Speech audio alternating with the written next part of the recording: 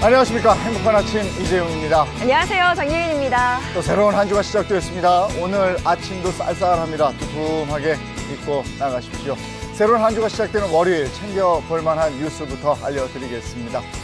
가수 김건모 씨 얼마 전에 결혼 소식을 알리고 이랬는데 이번에는 성폭행 관련 의혹이 제기가 됐습니다. 강용석 변호사가 너튜브 채널을 통해서 제기한 건데요. 가수 김건모 측은 의혹은 사실 무근이라면서 법적 조치를 취할 것이다 하면서 부인을 했습니다. 오늘 국회 본회의가 열리죠. 500조가 넘는 내년 예산안을 비롯해서 처리해야 될 법안이 산적해 있습니다.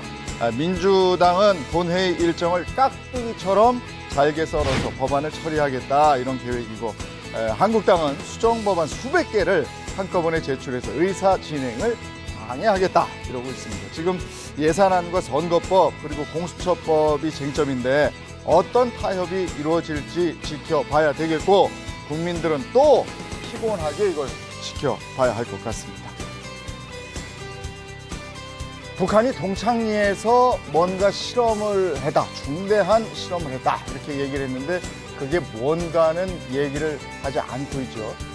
근데 ICBM 대륙간 탄도미사일 엔진 실험일 것이다 이렇게 얘기를 하고 있습니다. 국방부 관계자는 한미는 긴밀한 공조하에 북한 동창리를 비롯한 주요 지역의 활동들에 대해서 면밀히 감시하고 있다 이렇게 밝혔습니다. 북한 문제도 참 답답한데요. 그래서 오늘 저희가 정말 시원한 장면을 준비해 놨습니다. 손흥민 선수가 멋지게 역주하는 장면인데요. 8명을 제치고 11초 동안 폭풍 질주해서 슛! 얼마나 시원합니까? 우리 손흥민 선수 대단합니다. 8명을 제치고 11초 동안 달려 들어가서 여기서 슛! 야, 보고 또 봤습니다. 어제 저거 10번 봤습니다. 기가 막히죠. 8명을 제치고 들어가서 저게. 어제 제가 저걸 진짜 10번 봤는데요. 네. 너무너무 시원해서 오늘 저희가 이 장면을 특별히 이렇게 보여드린 이유가 이런저런 뉴스가 너무 답답해서 이거 보시고 시원하게 속 좀 뚫으시라고 한번 보여드렸습니다. 네, 이번에는 날씨 소식 전해드리도록 하겠습니다. 요즘 날이 부쩍 추워지면서 외출하실 때 마스크 쓰신 분들 참 많이 볼 수가 있는데요. 오늘만큼은 황사 마스크로 챙기시는 게 좋겠습니다. 오늘 수도권을 포함한 중부 지역뿐만 아니라 일부 영남 지역을 중심으로도 미세먼지 농도가 높겠고요. 그 밖의 지역에서도 일시적으로 농도가 높을 것으로 예상됩니다. 또 오늘 비 소식도 있는데요. 오후부터 내일 새벽 사이 서울, 경기도와 강원, 영서, 충남 북부에는 비가 오는 곳 있겠고요. 그 밖에 충청을 중심으로도 산발적으로 빗방울 떨어지는 곳 있겠습니다. 오늘 한낮 최고 기온 4도에서 13도로 어제와 비슷하겠고요. 건조특보가 내려져 있는 서울, 경기 북부와 강원, 영동, 또 일부 영남 지역과 충남 북부, 또 전남을 중심으로 대기가 무척 건조하겠습니다. 화재 예방에 각별히 유의하시기 바랍니다.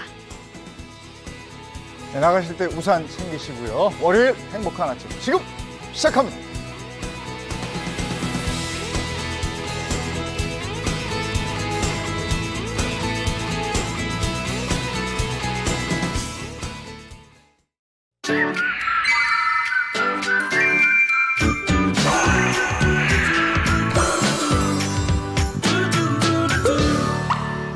마른 하늘에 날벼락이라는 말이 있습니다. 이게 딱 들어맞는 사건, 사고가 얼마 전에 있었어요. 네, 정말 저도 깜짝 놀랐거든요.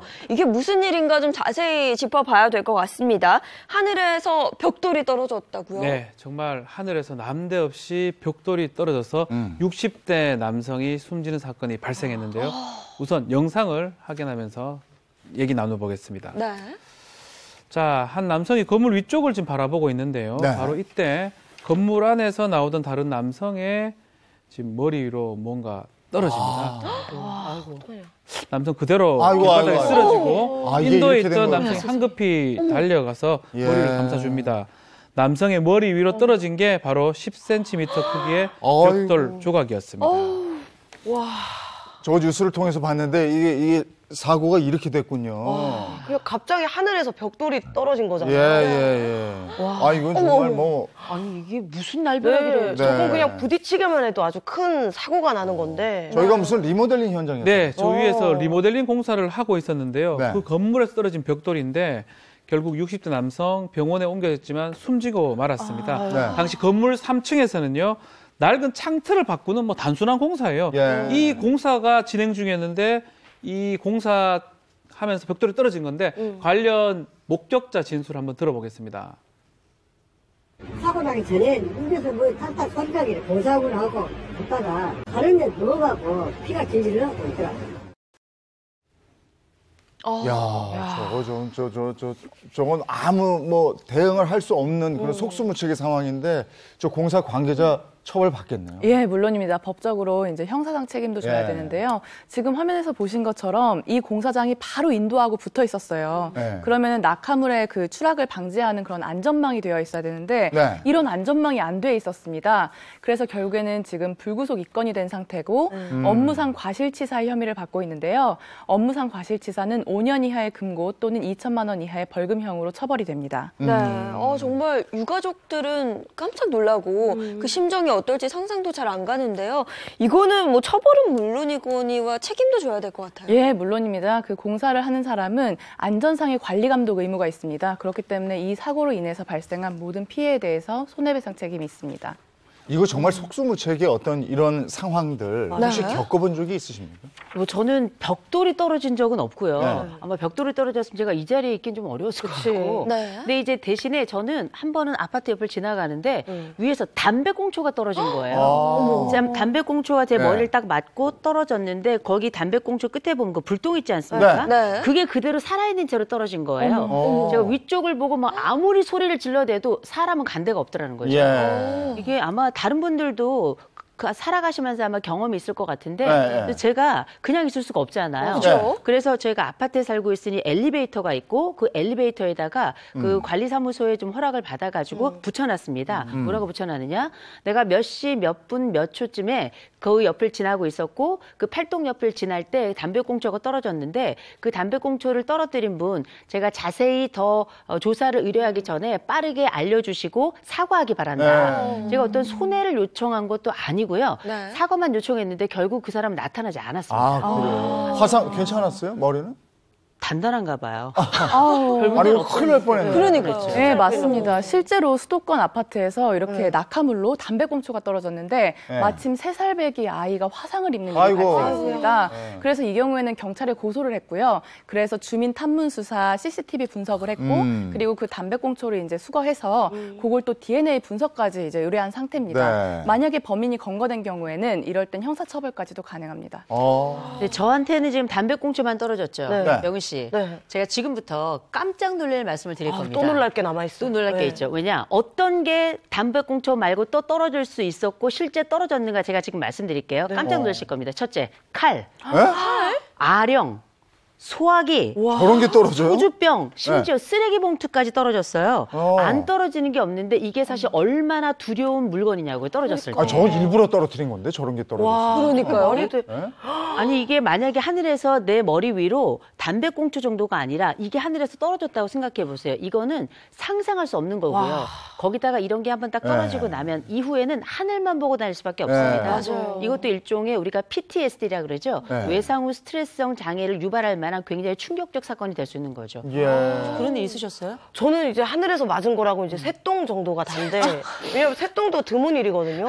근데 이거는 거의 흉기가 떨어진다고 아니야, 저런 생각하니까 거는 너무 저거는 심각한데요? 실수가 아니에요. 저런 네. 게 떨어졌다는 건 누가 고의로 떨어뜨린 거예요. 맞아요. 약간 의도되어 있는 행동일 수 있다. 어떻게 저런 걸 떨어뜨릴 수가 있어? 아니 이게 이런 사건만 있었던 게 아니고요. 네. 실제 어떤 일이 있었냐면 한 분이 우리가 아파트에 입주하기 전에 보면 입주 청소를 하잖아요. 네. 입주 청소를 딱 마치고서 일단 쉬기 위해서 그 계단 위에 이렇게 옆에 앉아 있었는데 네. 앉아있는 그 바로 옆으로 뭔가가 훅 떨어진 겁니다. 그래서 봤더니 25cm 길이의 칼이 떨어진 거예요. 상상을 해보세요. 내 옆에 앉아있는데 지금 저 칼이 떨어졌단 말이에요? 우리가 흔히 이제 가정에서 사용하는 사용하는 식도에 해당되는 것 같은데 네. 이게 갑자기 내가 앉아있는 옆으로 떨어졌다고 생각해 보세요. 이게 상상을 못할 일인데 이것뿐만이 아닙니다. 네. 어떤 일이 있었는가? 실제 60대 입주민이 아파트 입주를 딱 하고 그다음에 길을 옆을 걸어가고 있는데 갑자기 옆에 뭔가가 훅 떨어지더라는 겁니다. 이번엔 과도였어요. 과도였는데 이게 또 상황이 또 너무 어이가 없는 게 어떻게 어디서 떨어졌나 좀 살펴봤더니 그 아파트 12층에 웬 70대 된 어르신께서 우리가 왜 아파트 창문에 보면은 방충망이 있잖아요. 네. 이 방충망을 열려고 하는데 잘 안 됐던 모양이에요. 그러니까 우리가 왜 가끔은 드라이브가 없을 때 과도로 이렇게 나사를 돌리는 경우가 있죠. 네. 그 나사로 이 과도를 이렇게 돌리다가 이게 어떻게 힘을 준 게 바깥으로 과도가 밖으로 휙 튀어나간 겁니다. 아이고. 그게 이제 사람 옆으로 떨어졌으니 망정이지 혹여나 그게 사람에게 떨어졌으면 그게 어떤 일이 벌어졌겠어요. 너무 무서운 일이죠. 근데 저런 경우는 방충망 고치다가 그래서 고의성은 없다고 하더라도. 그렇죠. 예? 이 경우는 뭐 과실이라고 보지만 이제 사실은 충분히 예상할 수 있는 거예요. 저렇게 잘못하면 사람이 죽거나 다칠 수 있다. 죽을 수 있잖아요. 상해죄 아니면 살인 미수 이런 것도 성립할 수 있는 여지가 있고요. 특히 1kg짜리 돌이 아파트 5층에 떨어졌다. 이렇게 생각을 해보면 지나가던 사람이 만약 돌에 맞게 되면 1.4톤의 압력을 받은 겁니다. 그러니까 트럭이 하나 내 머리 위에 탁 떨어진 거랑 마찬가지고요. 높이가 높으면 더 압력이 크겠죠. 10층이면 2.7톤이고요. 만약 15층이면 4톤의 압력이 머리 위로 떨어진다고 보면 될 겁니다. 근데 이게 돌이 아닙니다. 칼, 소주병, 아령이니까 더 심각하고 충격적이라고 봐야 되겠죠.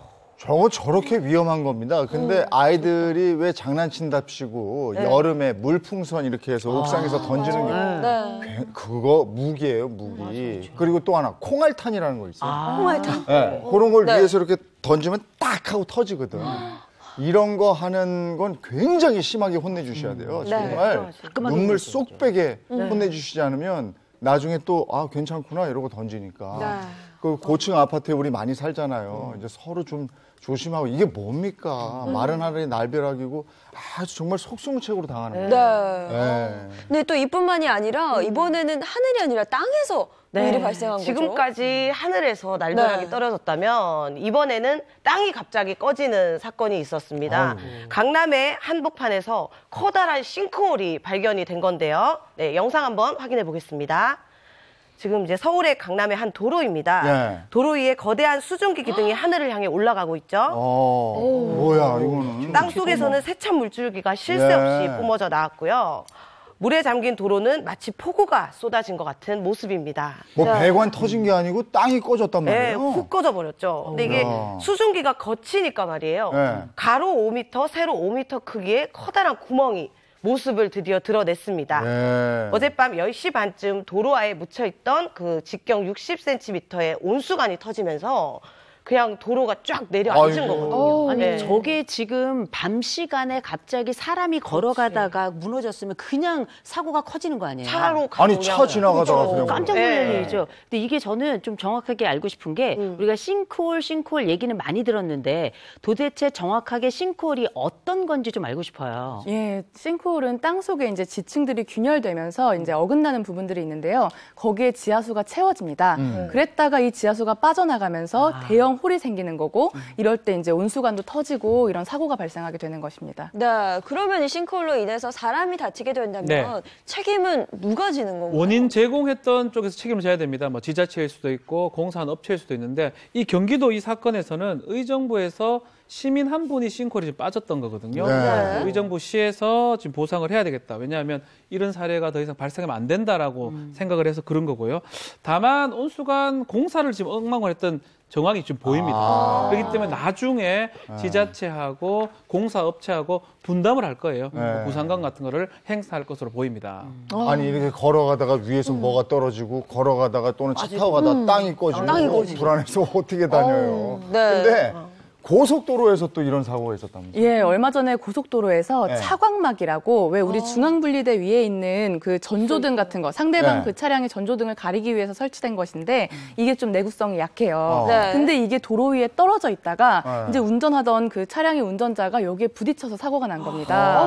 이거 고속도로 달리다 보면 이런 거 많이 보는데 그렇죠. 저게 떨어져서 고속도로 쪽으로 저게 떨어져 버리면 큰 사고 나겠네요, 정말. 그렇죠. 사실 미처 피할 수 있는 그런 시간조차 없을 예, 텐데요. 예. 네. 실제로 이분이 더 억울했던 거는 이제 보험을 청구를 했는데 오히려 운전자의 과실이 30%가 인정될 수 있다는 얘기를 들은 겁니다. 아니, 저기 날아오는 걸 어떻게 우리가 막고 예견을 할 수 있어요? 이게 말이 그러니까요. 되나? 사실 저게 피하다가 다른 차랑 부딪히면 이제 더 큰 사고로 그럼. 이어지죠. 그렇죠. 근데 맞습니다. 이게 좀 너무 부당한데. 예, 그래서 이런 경우에는 그 블랙박스를 통해서 그 당시에 도로의 형태가 어땠는지, 네. 야간이었는지, 주간이었는지, 그리고 그 도로의 관리 주체의 책임을 물을 수 있는 부분은 없는지 정확하게 분석을 한 다음에 이의를 제기하셔야 합니다.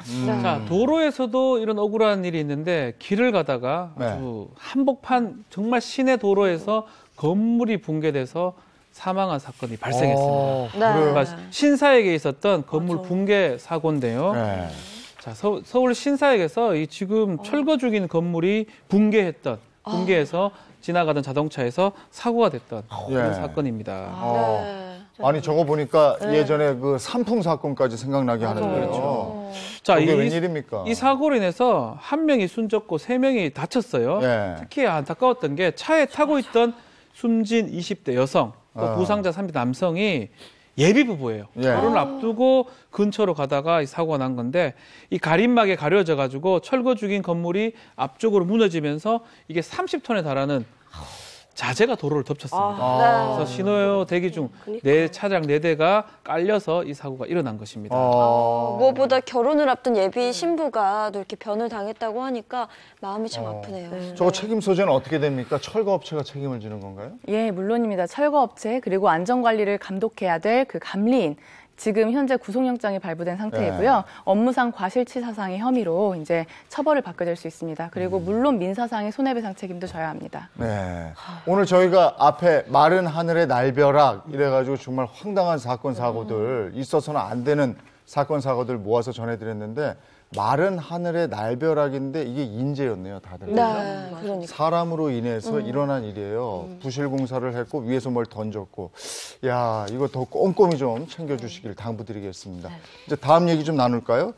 다음 얘기는요, 누구나 이제 100세 건강시대라고는 합니다만 나이가 들면서 치매에 대한 걱정이 공포로까지 가고 있다. 이런 얘기예요. 네. 65세 이상의 인구 중에서 75만 명, 약 75만 명 정도가 치매를 앓고 있다 이러고요. 특히 85세 이상에서는 2명 중 1명이 치매다.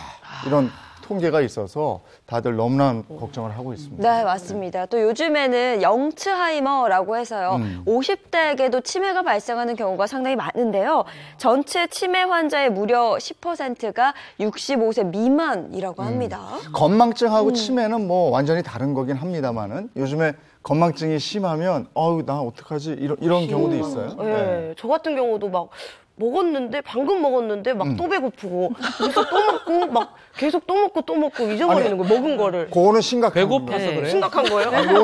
아니 굶주린 거예요. 저 같은 굶주린 거예요? 네.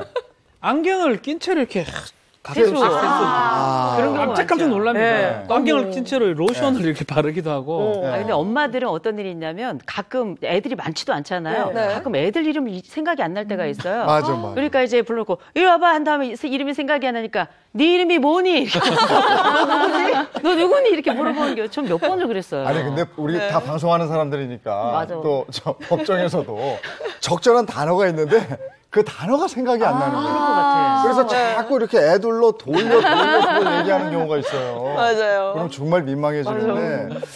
근데 저희가 이제 오늘 얘기하려고 하는 거는 이 치매병 자체보다도 부모님의 이 치매를 이용해서 경제적인 편취라고 표현을 해도 될 것 같아요. 네. 부모님 돈을 이렇게 그런 사례가 또 있다고 그래서 내가 치매에 걸렸을 때 내 돈을 어떻게 지킬 수가 있는가 이런 걸 좀 사례를 중심으로 해서 알아보려고 합니다. 네. 이게 경제적 학대 이렇게 이름이 붙었는데 요즘 이게 많다면서요? 맞습니다. 경제적 학대는 신체적인 폭력 못지않은 노인 학대입니다. 이게 어떤 형태로 나타나냐면요. 뭐 증여라든지 계약서에 이제 서명을 하도록 하거나 재산권을 마음대로 휘두르고 그리고 이제 본인한테 재산을 주지 않을 경우에는 어떻게 하겠다. 이렇게 엄포를 놓는 그런 경제적 학대 행위들이 늘어나고 있습니다.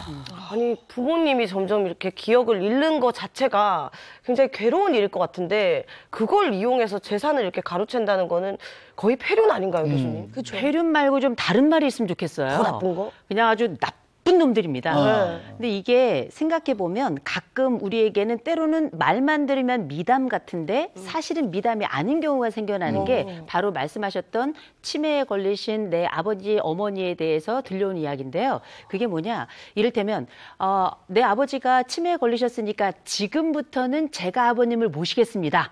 라고 평생 연락 한 번 없던 자식이 갑자기 급 효자 증후군에 걸려가지고 이런 경우는 말만 들으면 미담 같지만 실제 상황을 들어보면은 그 뒤로 어떤 꿍꿍이 속에 있는 게 아닌가 말 그대로 가짜 효도가 아닌가 싶은 상황이 생각보다는 굉장히 많거든요. 거짓된 효심일 수 있죠. 그래서 상담하는 분들이 꽤 많습니다. 나이가 드신 분들 중에 치매일 수도 있고 치매가 아닐 수도 있고 본인이 그게 걸릴 거라고 두려워하는 경우도 있거든요.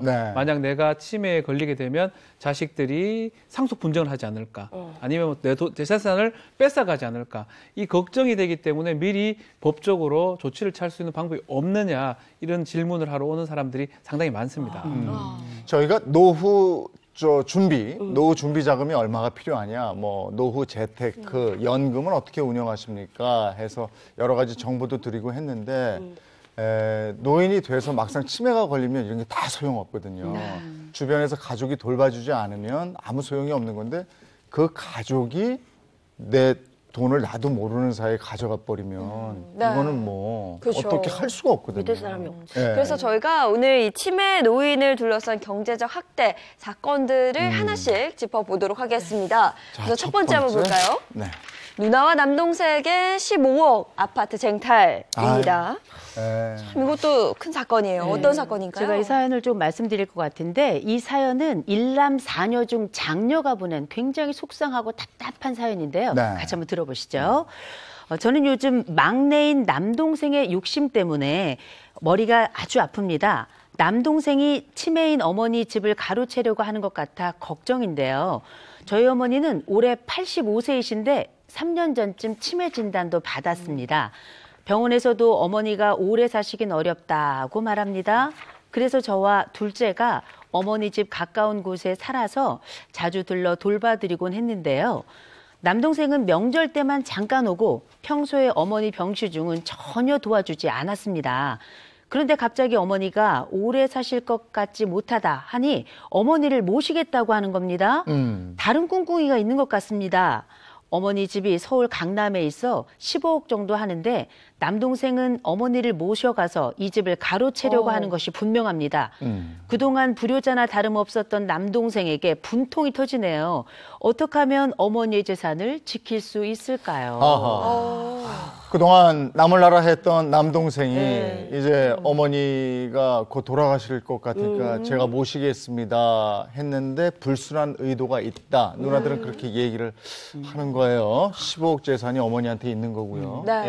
예, 이런 상황에서는 정말 남동생이 갑자기 효심이 생겨났을 리 만무하고 재산을 노렸을 것 같다라는 생각이 들 수 있는데요. 이럴 때 바로 신청할 수 있는 제도가 성년 후견인 제도입니다. 성년 후견인 제도. 네, 이럴 때 이제 누나들이 신청을 할 수가 있는데요. 이 성년 후견 제도는 롯데그룹의 회장이 이제 이 심판 청구를 하게 되면서 그 여동생이 신청을 했었죠. 넷째 여동생이 이제 더 이상 그 회장이 의사 결정을 하기가 어렵다. 그리고 중증 치매를 앓고 있다. 이렇게 하면서 심판을 청구해서 좀 널리 알려지게 됐습니다. 지금 뭐 병원에 입원해 있다고 뭐 최근에 또 기사 나온 것도 봤고요. 예, 그렇죠. 그래서 성년 후견인 제도는 이렇게 병이나 또는 병이 아니라도 노령 이런 여러 가지 이유로 어떤 사물을 처리할 능력이 결여되거나 아니면 부족한 경우에 있을 때 이제 후견인을 지정하고 선임해서 이럴 때는 그 피후견인의 재산을 관리하고 피후견인은 또 그 후견인으로부터 보호를 받을 수 있게 하는 제도입니다. 뭐 한마디로는 재산이 엉뚱한 데 쓰이지 않도록 관리 감독을 하는 그런 역할을 합니다.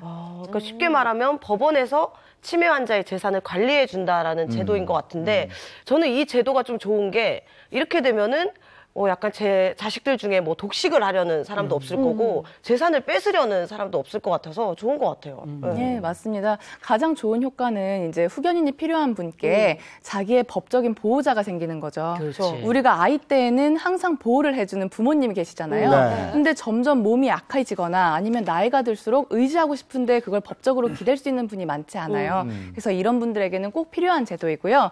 그래서 이 사연의 경우에도 공동으로 누나들이 신청을 하거나 아니면 그들 중에 이제 대표로 한 사람을 선택해서 신청할 수도 있고 제3자를 정해달라고 청구할 수도 있습니다. 근데 만약에 이제 오늘 우리가 이걸 알은 거예요. 성년 후견 제도가 있구나라는 거 오늘 딱 알았어요. 근데 알고 봤더니 남동생이 그 전에 미리 어머니 모시고 와서 거기 가가지고 사전에 증여를 막 이렇게 법적으로 맞춰놨어. 그럼 어떻게 해요? 그게 문제예요. 미리 일단은 성인 후견인이 신청이 되고 결정이 났다면 이런 일이 발생하지 않을 건데 그 시간을 이용해가지고 어머니 모시고 가서 뭐 법무사무실이나 뭐 전문가한테 가서 도장을 찍고 뭐 사인을 하면서 증여라든지 등기 이전을 했다.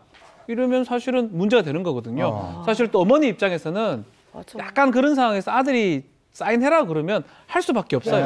하는 경우가 많고 그런 것들을 이용하는 경우가 많습니다. 사실 내 형제가 힘을 뭉쳐가지고 부모님을 이렇게 모셔도 시원찮을 판에 이렇게 재산을 가로채려고 이렇게 수를 쓰면 정말 너무 화날 것 같아요, 사실. 근데 이게 저는 변호사님들께 꼭 여쭤보고 싶은 게 있었어요. 저희도 상담을 하다 보면 실제 이런 경제적 학대 상담을 꽤 많이 하고 최근엔 굉장히 많이 증가하고 있는데 중요한 건 이분 어머님이나 아버님이 치매에 걸린 요 상태, 우리가 치매라는 게 계속 유지되는 게 아니라 약간 정신이 들어올 때도 있고 나갈 때도 있고 그런데 치매 상태가 분명하지 않은 상태에서 이게 됐는지 명확하지 않다 보니까 만약에 정확하게 알았어. 어머님이 치매고 이 치매 상태라 판단이 불능이다. 이렇게 해서 한 증여는 무효다. 이렇게 봐야 되지 않나요? 원래 의사 능력이 없는 상태에서 의사 표시를 했으면 무효가 되는 게 맞습니다. 근데 문제가 있어요. 결국 입증의 문제거든요. 나중에 무효인지 아닌지 입증하는 과정에서 특히 지금 말한 것처럼 경도 치매라든지 이런 경우는 정신이 맑아졌다가 흐려졌다가 이렇게 되는 상황이기 때문에 이렇게 주장을 합니다. 이거 할 때, 정의할 때는 정신이 온당했다. 이렇게 주장하고 그것을 반박할 증거가 있어야 되는데 그럼 뭐 진단서가 없다면 반박하기 어렵기 때문에 무효가 안 되는 경우도 상당히 많습니다. 아니 그럼 그거 사인하시는 동안에는 정신이 맑으셨다. 그럼 어떻게 증명해요? 어떻게 증명해요? 그렇죠. 보통은 그 병원의 진료 기록 그리고 치매 같은 경우에는 이제 판정을 하잖아요. 그 시점이 언젠지 그리고 또 어떨 때에는 본인의 성함과 이름, 가족 관계들을 다 구분했는지 이런 것들이 뭐 녹음이나 뭐 영상으로 촬영되어 있거나 이래야 되는데 그렇지 않다고 한다면 사실 의사 능력이 없었다라는 걸 증명하기는 굉장히 어려워서 패소를 할 수도 있습니다. 네, 그렇군요. 그러면 그 유류분 반환 소송 이건 뭔가요? 잘 알고 계시네요. 이럴 때 만약에 그 유언이 진위가 있다고 하더라도 또는 무효라는 걸 밝혀내기 어렵다 하더라도 상속인들에게 법적으로 최소한의 보장된 몫이 있습니다. 그게 바로 유류분인데요. 지금 이 사례에서 만약에 아버지께서 먼저 돌아가시고 어머니가 이제 돌아가실 때 15억을 물려주셨다라고 하면은 이제 5 남매들이 나눠 갖게 될 몫은 1인당 균등 배분이기 때문에 3억입니다. 근데 이런 자녀들의 유류분의 비율은 원래 상속분의 2분의 1로 인정이 되기 때문에 적어도 누나가 1인당 1억 5천만 원씩은 이제 분배받을 수 있게 되는 것입니다. 다만 사후적인 이제 방책일 뿐이고 원천적으로 그런 아들의 불효를 막기에는 턱없이 부족하죠. 어쨌든 그 누나들이 이렇게 화가 난 정도면 나중에 유류분 소송이라도 하겠어요, 그죠? 근데 이제 제 생각엔 딸이 넷이면 나라도 구합니다. 이 정도면 그 여성들이 가지고 있는 파워로 똘똘 뭉치면 사실 우리가 아무리 뭐 유류분 반환 소송이 있느니 없느니 해도 사실 남동생한테는 100원, 10원 한 장도 내 어머니, 아버지를 이렇게 대한 이 불효막심한 동생에게 아무것도 주고 싶지 않거든요. 그렇죠. 안 주고 싶어요. 안 줄 수 있나요? 유류분 제도는 사실은 뭐 외국에 다 있는 제도가 아니고 우리나라하고 몇몇 나라만 있는 독특한 제도입니다. 유류분을 인정하지 않는 경우는 드문데요. 간혹 법원에서 정말 불효한 아이들, 자녀들한테 유류분을 인정하지 않았던 사례도 있긴 합니다. 특히 한 자녀만 치매 노인을 8년간 모셨는데 다른 형제들이 거의 모시지 않다가 나중에 와가지고 돈을 달라고 특히 유류분을 달라고 청구했던 사건에서 유류분 인정하지 않았던 그런 사례도 있습니다. 요거는 요 첫 번째 거는 누나들이 합심해서 남동생의 행위를 막는다는 거. 막아줘야 될 그렇게 것 하고 두 번째 거. 치매 노인과 혼인 신고 100 190억 상속? 아이고야. 190억? 이건 요걸 노리고 결혼을 했다 이런 얘기인가 그렇죠. 봐요. 이거는 뭐 드라마에서도 흔히 많이 봤던 내용 같은데 한 50대 아들의 사연입니다. 네. 이 아들의 아버지가 30년 전 어머니와 이혼한 뒤 홀로 지내셨고요. 10년 전부터 치매 증상이 있으셨다고 합니다. 어느 날 아버지 지인으로부터 한 통의 전화를 받았다고 하는데요. 얼마 전 결혼상담소에서 여성을 소개받았는데 사랑하는 아내라고 저장된 번호로 전화가 계속 걸려오고 있다는 것이었어요. 그래서 아버지께 직접 물어봤지만 무슨 소리냐며 혼만 계속 났다고 해요.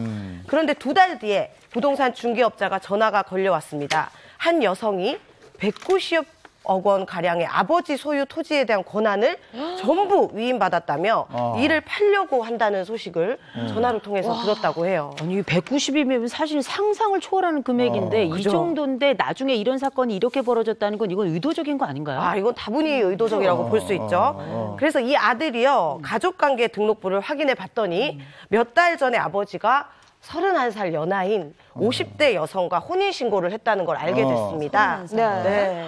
더욱 황당한 거는 이 여성을 만나고 한 달 만에 결혼을 했다고 하는 건데요. 이에 아들은 아버지에 대한 성년 후견 개시를 또 신청을 했고요. 또 10년 전부터 아버지가 치매 증상을 보여오셨잖아요. 그래서 아버지의 이 판단력이 흐린 틈을 타서 혼인신고를 했다라고 생각이 들어서 무효소송까지 지금 낸 상태라고 합니다. 그럼 이건 법원에서 어떻게 결론 냈어요? 아들의 주장이 받아들여졌습니다. 그래서 결국에는 그 혼인신고가 무효라고 판단을 했고요. 그리고 한정후견 개시를 내렸습니다. 진짜 다행이네요. 네, 너무너무 다행이죠. 한정후견은 이제 성년후견보다 조금 더 범위가 작아요. 그래서 성년후견 같은 경우에는 지속적으로 사무처리 능력이 결여되어 있는, 즉 거의 없다고 봤을 때 이제 내려지는 것이고요. 포괄적으로 대리 취소권이 인정이 됩니다. 반면에 한정후견 같은 경우에는 사무처리 능력이 부족한 정도에 있을 때 내려질 수 있고요. 법원이 정한 범위 내에서 대리나 동의의 그 취소권이 있습니다. 그러니까 치매 정도에 따라서 후견이 달라지는 거네요, 그죠? 예, 맞습니다. 지금 우리 앞서 봤던 이 사례의 경우에는 그 부동산을 매매하거나 예금을 해약하는 경우에 이런 그 동의 취소권을 발휘할 수 있도록 한정 후견을 내렸습니다. 근데 이게 이제 자식이 이를테면 극단적으로 비교를 해서 한 10명인데 10명이 다 그 재산을 어떻게 할궁리만 해요. 네. 이게 남보다 못한 거지. 근데 이럴 때는 어떻게 후견인을 줘요? 네, 후견인 같은 경우는 원래 예전에는 친족이 많았었는데요. 최근에는 친족이 아닌 제3자 또 전문가가 인정이 되는 경우도 있고요. 친족인을 했을 때 친족 후견인이 사고 치는 경우가 꽤 있습니다. 최근에 2017년에 제주지방법원에서 성년 이제 후견인인데 동생의 그 재산을 1억 4천을 빼돌렸던 이 형이 있었는데 이 친족 후견인이죠. 형에 대해서 징역 8월이 선고된 사건도 있습니다. 일반적으로 이거를 이제 하려면 가장 좋은 거는요. 신상은 친족이 하고 재산은 제3자인 변호사나 회계사가 하는 이런 공동 후견을 하는 경우가 많거든요. 이렇게 신청을 하면 싫어합니다, 갑자기. 내가 재산을 받고 싶은데라고 하는 경우가 많거든요. 자식이나 친족. 그래서 공동 후견인 제도를 좀 이용하면 좀 도움을 받을 수 있을 것 같습니다. 자, 요 마지막 거 하나 한번 볼게요. 네 번째 보시면 자식 없는 알부자 부부의 비극입니다. 자식이 없다? 이건 어떤 사연인가요? 또 이제 한 마을에서 알부자로 이제 불리는 90대 부부의 사연입니다. 네. 올해 1월 부부는 모두 치매 상태로 이웃에게 발견되었습니다. 무려 6억 원의 자산이 있는 부부는 장롱 속에 현금을 쌓아두고도 이제 치매로 인해서 음식을 제대로 사 먹지도 못하고 있었어요. 지역 복지관에서 식사를 챙겨주지 않는 야간이나 주말이 되면 거의 오물범벅이 된 방에서 하루 종일 굶었다고 하는데요.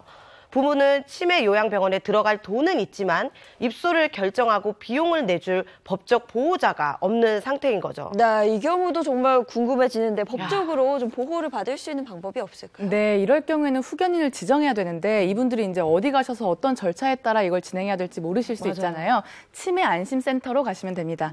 그러면 이제 이분들의 재산을 관리하고 또 이제 적절할 때 치료나 요양을 할 수 있도록 도와주시는 후견인이 선임될 수 있습니다. 보호자, 나를 어떻게 해줄 수 있는 보호자가 없을 경우에는 그 방법을 이용하면 돼요. 예, 맞습니다. 치매 안심센터는 이제 우리가 흔히 보건소 있잖아요. 보건소에 전국에 다 배치가 돼 있는 것이기 때문에 주변에 가까운 분들이 신고해 주시면 됩니다. 그렇게 하면 되는데. 야, 이건 정말 막막하겠네요. 네, 어떡하나. 막막한 정도가 아니죠. 우리가 이런 그 시스템이 있다는 게 너무 감사한 게 저는 이걸 회복적 정의라고 부르는데요. 사실 우리가 돈이 아무리 많더라도 스스로 관수할 수 없거나 혹은 스스로를 돌볼 수 없는 경우에는 이렇게 시스템이 함께 해줄 때 누군가와 함께 할 수 있다는 그 안심이 되잖아요. 우리가 지금 세 개의 사례를 봤습니다만 가족 간의 문제라고 치부하지 마시고 혹시 이런 사건이나 이런 상황을 보면 꼭 신고하셔서 또 도움을 줄 수 있는 그 공간을 함께 좀 나눌 수 있도록 이런 정보도 나누시면 좀 좋을 것 같습니다. 네, 알겠습니다. 오늘 말씀 고맙습니다. 고맙습니다. 네, 이번에 자동차 관련 소식 나누겠습니다. 네, 어떤 내용인지 영상 바로 보시죠.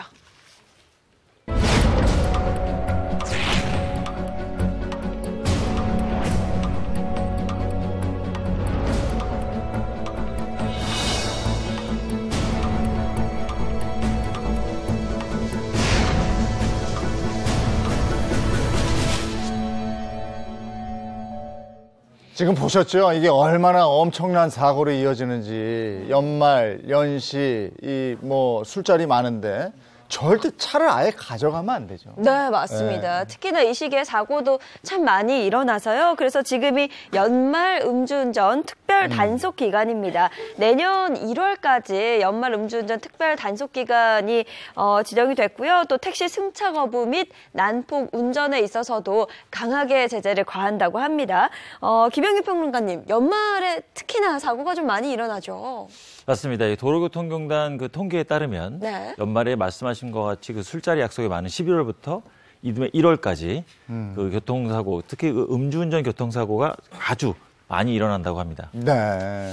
2016년과 2017년 그 연말 3개월 동안 저희가 조사를 해보니까 이 음주운전 교통사고로 인해서 발생된 그 사상자 수 3,100명이 넘습니다. 이게 월 평균 3,100명이고요. 이거는 일반적인 기간에 비해서 그 일반적인 사고에 비해서 무려 340명 정도 늘어난 겁니다. 그리고 이게 하루에 한 11명 정도가 음주운전 교통사고로 인해서 추가적으로 사상자가 발생된 것이라고 말씀드릴 수가 있습니다. 아니, 연말이 확실히 음주운전 발생 건수가 많네요. 네, 맞습니다. 예, 그렇게 되네요. 그래서 오늘 그 블랙박스 영상을 통해서 음주운전이 과연 어떤 결과를 초래하는지 직접 저희가 살펴보도록 하겠습니다. 블랙박스 영상인 거죠? 네네, 지금 트럭이 앞차를 그냥 들이받아. 음주운전 상태에서 트럭이 사고를 냈는데요. 그러니까 이제 항의를 하는 과정에서 다시 또 트럭이 앞에를 재차 고의적으로. 저 당시에 그 차에 차량에 1살배기, 2살배기 꼬마. 저거는 엄중하게 처벌해야 되겠네요. 그렇죠. 트럭 운전자는 저 상태가 지금 0.2% 혈중 알코올 농도 0.1%의 만취 상태. 저게 소주 2병 정도를 바로 마신 상태. 그렇죠. 저렇게 고의적으로 지금 추돌을 하고 있습니다. 저거는 차 안에 아이들도 타고 있었다고 하는데. 정말 충격적입니다. 저건 용서를 못 하겠네. 아이가 울잖아요. 저거는 거의 살인죄인데. 저거는 지금 중범죄에 속하는 거고요. 고의적인 저런 것들이 굉장히 좀 처벌이 강화돼야 되는 저런 상황입니다. 아니, 저희가 그냥 봐도 깜짝 놀라는데 저 안에 타고 있던 분들, 특히 어린아이들 얼마나 놀랐겠습니까? 그렇죠. 고속도로에서도 근데 음주운전 사고가 또 빈번하게 발생하고 있습니다. 고속도로에서 음주운전을 해요? 다음 영상 보시겠습니다. 지금 보시면 역주행하는 거예요?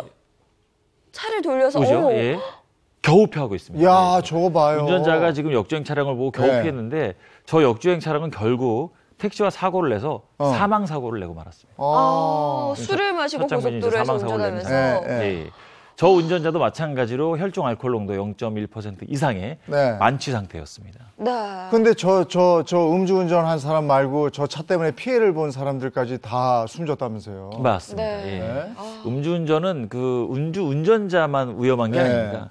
같이 동승하고 있는 사람까지도 또 위험할 수 있는 그런 상황입니다.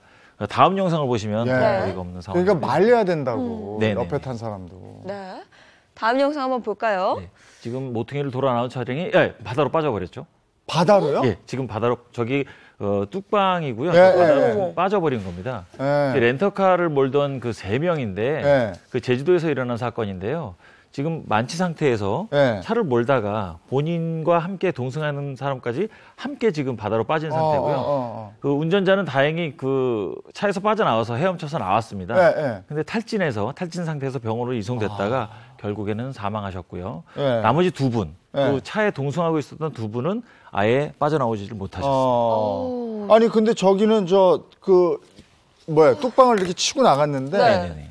거기에도 사람이 있었다면서요? 아, 그래요? 근데 저쪽에서는 제가 알기로는. 그건 아니에요? 예, 그건 아닌 걸로 알고 있습니다. 이거는 정말 충격적입니다. 술 취한 채로 뚝방을 넘어서 그렇죠. 바다에 추락하면서 총 3분이 숨진 거고요. 젊으신 분들이었는데도 불구하고 운전 미숙이라든가 이런 것들도 있지만 가장 주요한 원인은 음주운전입니다. 그렇죠. 또 저게 지금 1차에서 어느 정도 식사를 하시고 음주를 하신 뒤에 2차로 장소로 이동을 하시다 그런 건데 이게 문제가 뭐냐면 나머지 동승했던 분들이 이걸 말리지 않으셨다는 거예요. 그렇죠.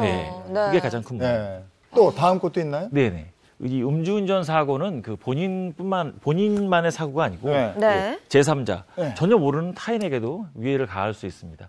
지금 도로에 이제 몇 분이 앉아 계시고 계시죠? 갑자기 지금 저 트럭이 도로에 서 계신 분들을 그대로 이제 그냥 덮친 거예요? 예, 맞습니다. 서 계신 분은 겨우 피하셨어요. 나머지 앉아 계신 2분, 노인 2분은 70대 노점상을 하시던 분이었는데 퇴근길에 택시를 기다리시다가 저기서 안타깝게 아니 저기 앉아 계시다가 그냥 봉변을 당한 거예요?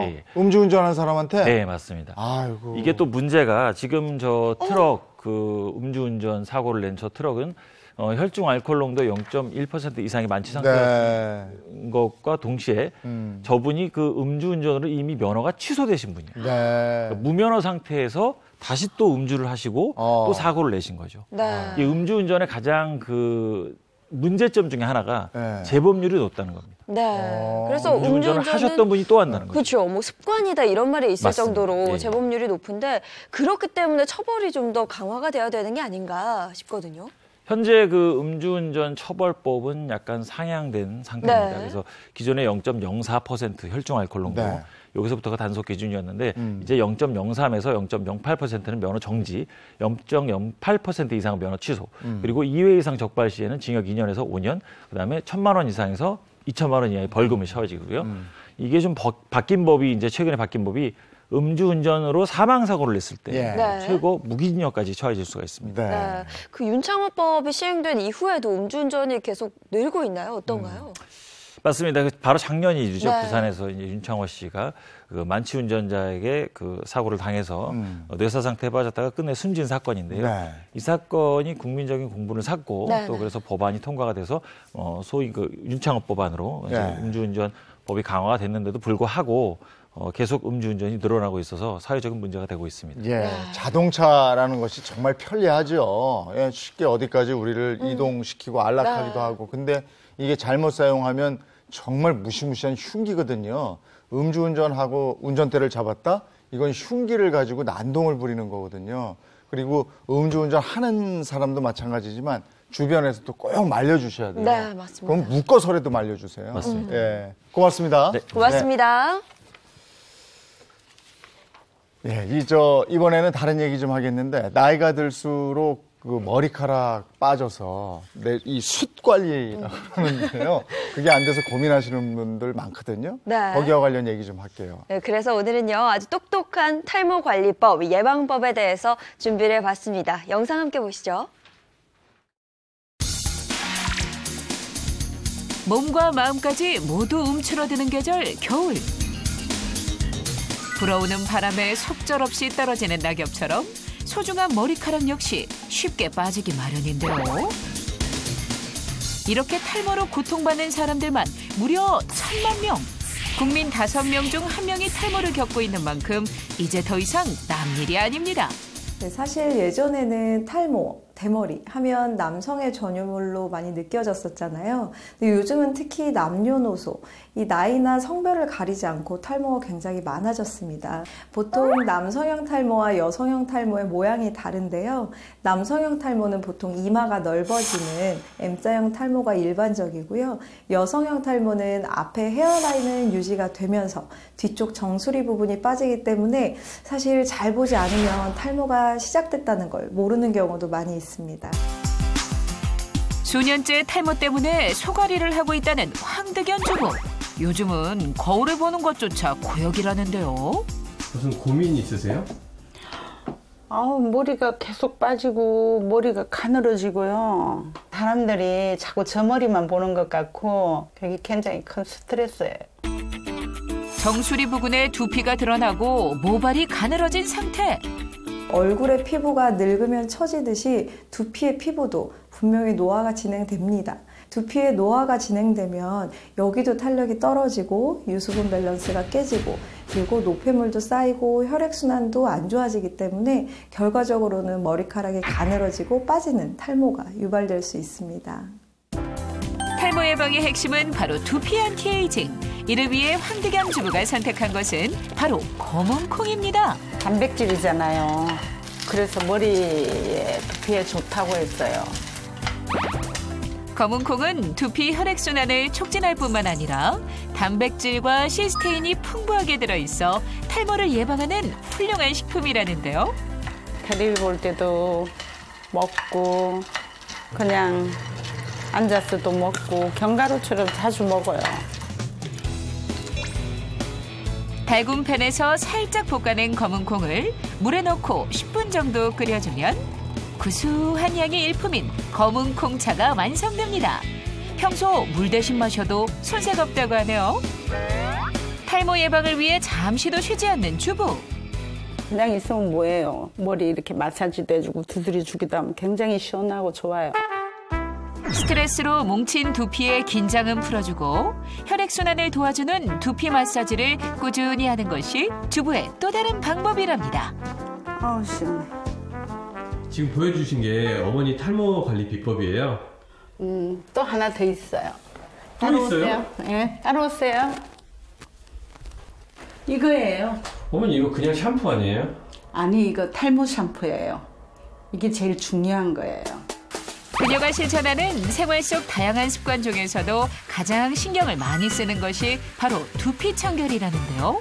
매일 머리를 감아야 하는 만큼 사용하는 제품도 허투루 하지 않는다는 황득연 주부. 탈모 방지 샴푸를 사용하는 것이 두피 노화를 막고 탈모를 예방하는 마지막 비법이었습니다. 모근이 제일 중요하다니까 탈모에 관한 깨끗하게 씻어내는 샴푸가 제일 중요해요. 실제 탈모 환자의 발병 연령이 점점 낮아지면서 탈모 관리 제품들에 대한 관심도 뜨겁다는데요. 탈모 관리에 도움이 되는 다양한 헤어 제품을 개발하고 있다는 국내의 한 연구소를 찾아가 봤습니다. 일반 샴푸하고는 달리 탈모 방지 샴푸 같은 경우는 탈모 완화 주성분과 함께 모근 강화에 도움이 되는 성분들이 많이 함유하고 있습니다. 특히 최근에는 감초에서 유래하는 두피 진정 성분을 포함하는 RCP8을 함유하는 샴푸를 개발하였는데요. 두피 탄력과 두피 수분량 그리고 두피 진정에 효과가 있어서 전반적인 두피 안티에이징 효과를 줄 수 있습니다. 그렇다면 다양한 탈모 방지 샴푸 중에서도 어떤 것을 선택하는 게 가장 좋을까요? 탈모 샴푸는 아무래도 가장 중요한 것은 식약처에서 인증을 받은 허가받은 제품을 구매하시는 것이 가장 중요하고요. 두피 진정 효과나 두피 케어에 대한 효과가 있는 제품을 고르시는 것이 가장 좋습니다. 무엇보다 본인의 두피 상태를 아시고 그것에 맞는 제품을 하루빨리 쓰시는 게 탈모 예방에 도움이 된다고 할 수 있겠습니다. 탈모 예방을 위한 두피 관리를 받을 수 있는 곳도 있습니다. 안녕하세요. 이쪽으로 앉으세요. 제가 출산 이후로 탈모 고민을 많이 하게 됐는데 요즘 이제 일과 육아를 병행하다 보니까 머리카락도 부쩍 많이 빠지고 두피도 민감해졌는지 트러블도 많이 올라오고 그런 고민들이 좀 있어서 두피 케어 받으러 나왔습니다. 출산과 스트레스로 부쩍 머리가 빠지기 시작해 걱정이라는 박정희 주부의 두피는 과연 어떤 상태인 걸까요? 붉은 반점도 보이고 두피 트러블은 물론 모발마저 가늘어진 것으로 진단. 그 해결책은 올바른 샴푸 방법에서부터 시작된다고 합니다. 너무 뜨거운 물이 아니라 미온수라든가 피부같이 찬물로 해주시는 방법도 굉장히 좋은 방법 중에 하나입니다. 먼저 머리카락을 충분히 적신 뒤 샴푸를 골고루 발라줍니다. 샴푸할 때 거품을 낼 때 가장 좋은 방법은 손가락으로 하는 게 아니라 손바닥으로 크게. 이대로 3분 방치하는 게 좋습니다. 3분 동안 기다려야 한다고요? 안에 있는 각질이라든가 노폐물들이 빠지는 시간을 주는 거죠. 이제 샴푸 잔여물이 남지 않도록 깨끗하게 헹군 뒤 제대로 말려줘야 두피 노화를 막을 수 있다고 합니다. 출근하실 때 잘 머리를 안 말리시고 나가시는 경우가 굉장히 많은데요. 머리 말리는 것도 제2의 두피 케어라고 생각하시면 굉장히 좋을 것 같습니다. 그리고 탈모로 인해서 머리카락이 가늘어지면 스타일적인 부분으로 봤을 때 머리가 아무래도 처져 보이기 때문에 많이 볼륨감이 있어 보이게 하고 싶다, 숱이 많아 보이게 하고 싶다. 그러면 가르마를 오버해서 넘기는 방법이 있고 왔다 갔다 하게 되면 볼륨감을 충분히 많이 살 수 있는 방법 중에 하나입니다. 이제 더 이상 탈모 고민은 그만! 오늘부터 올바른 두피 관리로 한 올 한 올 소중한 머리카락을 지켜보는 건 어떨까요? 탈모 고민인 분들은 정말 심각하거든요. 탈모 해결하는 사람 나타나면 노벨상 받을 거예요. 그러니까요. 자, 이번에 기술 한국을 보도록 하겠습니다. 네, 국내는 물론이고요. 이제는 세계 시장까지 섭렵하고 있는 주인공 누굴지 만나보도록 하겠습니다. 영상 보시죠. 빛의 속도로 눈부신 성장을 이루어내며 한강의 기적을 일으킨 기술 강국 대한민국. 그 뒤에는 최고의 기술력으로 성공한 기능 한국인이 있습니다. 기능 한국인이란 10년 이상 산업체 현장 실무 기술 경력이 있는 자로서 사회적으로 성공한 우수 숙련 기술자를 뜻합니다. 국가 경쟁력 상위 9%, 대한민국 산업의 숨은 영웅들. 우리는 그들을 기능 한국인이라 부른다. 제6편 이재성 기능 한국인.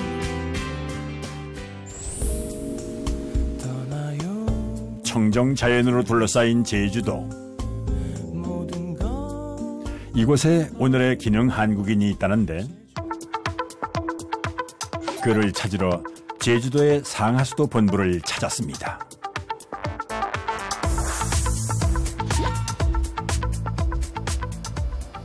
제주도의 정수장이 17군데씩 이렇게 지금 막 산재가 돼 있습니다. 각 정수장마다 사람이 배치돼서 무슨 이상이 있어도 현장에서만 감시가 가능했고 현장에서만 조작을 했어야 되는데 이런 시스템이 다 갖춰지면서 이제는 조천정수장에서 관련되는 정수장들을 감시를 하다가 뭐 이상이 있는 것도 우리가 알 수 있고 이제 그러면서 현장 근무를 그만큼 줄일 수 있는 그런 효과를 보고 있습니다. 없어서는 안 될 존재겠네요.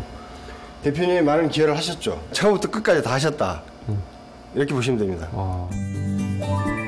다양한 상황에 연동하여 시스템을 제어하는 독보적인 기술의 기능 한국인. 제가 153번째 기능 한국인에 선정된 것을 무한한 영광으로 생각합니다. 제어 시스템 분야 경력 40년의 이재성 대표입니다. 저희 회사는 상수도, 하수도, 발전소, 제철소 등을 감시 제어하는 시스템을 설계 및 제작하는 회사입니다. 어린 나이에 대기업에서 축적한 기술과 함께 어느덧 40년의 경력. 제품 개발부터 생산 과정까지 그의 손을 거치지 않은 곳이 없다는데요. 이 설비는 하수 처리장의 중계 펌프장에 설치되는 설비로서 펌프에 물이 넘치거나 하는 것을 감시해서 넘치지 않게끔 펌프를 가동시켜서 수송을 하고 그 상태를 멀리 떨어져 있는 하수 처리장으로 그 데이터를, 그 상태를 전송하는 그러한 설비입니다. 상하수도관, 활주로 유도 등등 다양한 분야의 제어 시스템을 구축한 이재성 대표. 설립 8년 만에 연매출 80억 원을 올리며 세계 최고 기술력을 가진 강소기업으로 자리매김했는데요. 저희 대표님은 제어 시스템 분야에서 1인자세요. 최고 중에 최고십니다. 다른 회사에도 소문이 나 계시더라고요. 어떤 소문이요? 뛰어난 기술력과 출중한 영업력.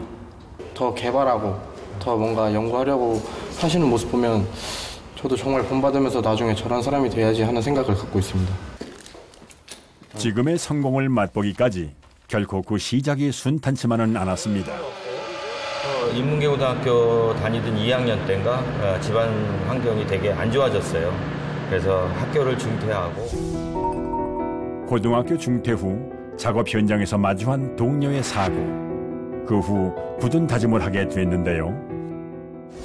전기라는 게 좀 위험한 거고 많이 배워야 되겠구나 하는 생각을 갖게 되었죠. 전문적인 전기 기술을 배우기 위해 들어간 직업훈련원. 그곳에서 좋은 성과를 얻으며 기술을 익혀나갔습니다. 이거는 82년도 부산지방기능경기대회 동력배선 직종 동상을 땄을 때의 메달이고요. 이것은 1984년도 전국 기능경기대회 동력배선 직종 금메달 땄을 때 메달입니다. 이 대회는 왜 나가신 거예요? 한번 기술을 더 연마해서 최고가 되고 싶어서 나가게 됐습니다. 일단 한번 꿈은 이루셨던 거네요. 100% 다는 못 이뤘죠. 사실 이제 국가대표까지는 됐는데. 기능 올림픽이라는 높은 벽에 좌절하지 않고 선수 코치로 또 다른 도전에 나섰던 이재성 대표. 사랑하는 가족을 생각하며 버틸 수 있었고 가족과 함께 즐거운 생활을 꿈꾸면서 더욱더 열심히 내 일에 매진했던 거 아닌가 생각합니다. 거기에 네가 가족과 떨어져 제주도에서 홀로 생활하는 이 대표. 반가운 얼굴이 보이네요. 늦둥입니다. 안녕하세요. 어떤 아빠예요? 아빠요? 일할 땐 열심히 일하시고 놀아줄 땐 열심히 놀아주시는 성실한 분? 또 다른 거는? 아빠가 너무 자랑스럽죠? 이런 아빠가 있다는 게. 아빠처럼 되고 싶어요? 네, 그래도 좋을 것 같은데요. 안녕, 사랑해요. I love you. 회사 설립 후 힘든 순간도 있었지만 그의 노력은 멈추지 않는데요. 나중에 매출이 급감해서 직원들을 내보낼 때가 가장 힘들었었죠. 가만히 생각해 보니까 저희가 너무 한 분야의 제품만 가지고 있었던 거예요. 제어 분야만. 그래서 그때 당시에 다변화를 위해서 에너지 저장 장치 쪽으로 과감하게 진출을 했죠. 40년의 인생, 끊임없는 도전의 길에 서 있는 이재성 대표. 제어 시스템만으로는 오래 살아남기 힘들다고 판단. 그렇게 신재생 에너지 분야에 첫 발을 내딛었습니다. 어디든지 가서 전기차에 방전이 됐을 때, 전기가 필요할 때 급속으로 충전해주는 충전 시스템입니다. 국내 최초 간단한 조작으로 전기 자동차의 충방전을 제어할 수 있는 급속 전기차 충전기인데요. 새로운 제품을 발굴해서 새로운 시장에 들어가야 되기 때문에 요새 그 전기차가 좀 많이 좀 핫해지지 않습니까? 그래서 저희는 고정형보다는 저희들이 갖고 있는 에너지 저장 기술을 이용해서 ESS를 만드는데 그거의 기본 기술이 돼서 이제 전기차 충전기를 만든 겁니다. 그리고 기존 기술의 개발도 멈추지 않습니다. 최근 주력하고 있는 인공지능 제어 시스템 개발. 기존에 있는 제어 시스템에 인공지능을 가미한 기능을 넣어서 시스템을 업그레이드 하려고 합니다. 기존의 시스템은 온오프 제어인데 이거는 사람이 생각하는 것처럼 제어가 가능해요. 그래서 그 두 개가 엮여졌을 때는 예측이 가능하고 사람처럼 생각이 가능하기 때문에 설비를 좀 더 효율적으로 운영할 수가 있죠. 직원들과의 소통이 가장 중요하다고 말하는 이재성 대표. 맨 위쪽은 상부 쪽은 어떻게 돼? 사람이 잘 안 만지지. 이 한 세트가 하나의 시스템이잖아. 지금까지 쌓아온 경험과 노하우를 아낌없이 나누고 있습니다. 대표님이 이제 저희 생각하시면서 하시는 말씀들을 해주시니까 더 이제 깊게 생각하고 일하게 되고 이제 대표님 덕분에 이제 일도 좀 재밌어지고 있는 것 같습니다. 이렇게 교육을 해주셔서 이력도 늘고 그 업무에 많은 도움이 되고 나중에 저도 열심히 공부해가지고 대표님 같은 훌륭한 기능장이 되고 싶어요. 최고가 되겠다는 꿈을 향해 달려온 40년의 시간. 그에겐 또 하나의 바람이 있습니다.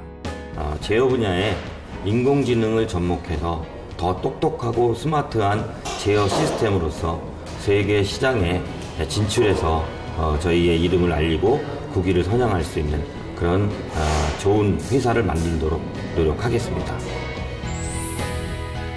끊임없는 도전으로 세계를 향해 나가는 이재성 대표. 앞으로도 새로운 기술에 대한 그의 열정을 응원합니다.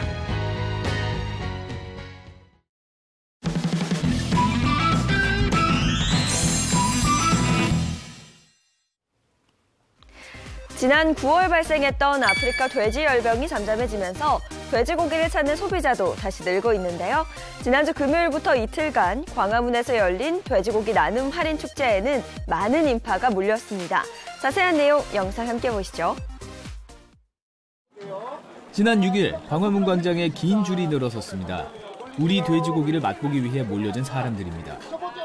멀리서 보니까 여기서 하는 거예요. 그래서 또 와서 보니까 좋네요. 한쪽에선 방문객들을 대상으로 추첨이 한창입니다. 뜻밖의 선물에 환호성이 터집니다. 선물 세트로 가는데요. 각종 부위의 돼지고기는 물론 소시지와 햄도 반값에 파는 파격 할인 행사도 열렸습니다. 진짜 좋아하는데 또 막 돼지열병 그런 것 때문에 걱정 많았거든요. 삼겹살 좀 사가지고 대학교 친구들이랑 좀 나눠 먹으려고요. 지난 9월 한반도를 강타한 아프리카 돼지열병의 확산세가 지난달부터 한풀 꺾이면서 널뛰던 돼지고기 가격도 안정을 찾아가는 상황. 특히 김장철과 연말연시로 접어들면서 얼어붙었던 소비 심리도 차츰 풀리고 있습니다. 소비 회복을 위한 대대적인 할인 행사와 어려운 이웃을 위한 나눔 활동도 계속됩니다. 연말을 맞아서 29개의 푸드마켓을 운영하고 있는 서울 푸드뱅크에 전국 양돈 농가의 마음을 담아 우리 돼지 한돈을 전달하게 되었습니다. 농협은 소비자가 안심하고 돼지고기를 즐길 수 있도록 SNS 등을 통한 적극적인 홍보도 이어갈 계획입니다. 채널A 안건우입니다. 다음 소식입니다. 건국대는 지난 5일부터 4일간 신공학관 스마트팩토리에서 제3회 드론 경진대회를 열었습니다. 이번 행사에서는 참가자들이 직접 드론을 조집하는 DIY 드론 제작 경진대회, 대학생들이 팀을 이루어 겨루는 드론 클래식 캠퍼스 리그 등 다양한 프로그램이 진행됐습니다. 이 밖에도 건국대 스마트 운행체 공학과 학생들이 직접 제작한 소형 항공기, 자율주행 자동차 등의 기술 시연도 이어졌습니다. 다음 소식입니다. 소비자 공익 네트워크는 지난 6일 서울 농협중앙회 본관에서 창립 25주년 기념식을 개최했습니다. 이번 기념식에서 소비문화 발전에 기여한 공로로 황주홍 국회 농림축산식품해양수산위원장, 정구용 상지대 명예교수, 정혜련 농식품부 농가소득안정추진단장에게 감사패를 전달했습니다. 임정빈 서울대 농경제사회학부 교수가 우리 농업과 농촌의 공익적 가치를 주제로 기조 강연도 진행했습니다. 12월의 새로운 한 주가 또 시작된 월요일이죠. 우리 처음에 시작하면서 보여드렸던 손흥민 선수의 멋진 골처럼 그렇게 멋진 한 주였으면 좋겠습니다. 네, 저희는 내일 아침 8시 더욱 신선하고 알찬 내용으로 돌아오겠습니다. 행복한 아침, 행복한 하루 되십시오. 고맙습니다. 고맙습니다.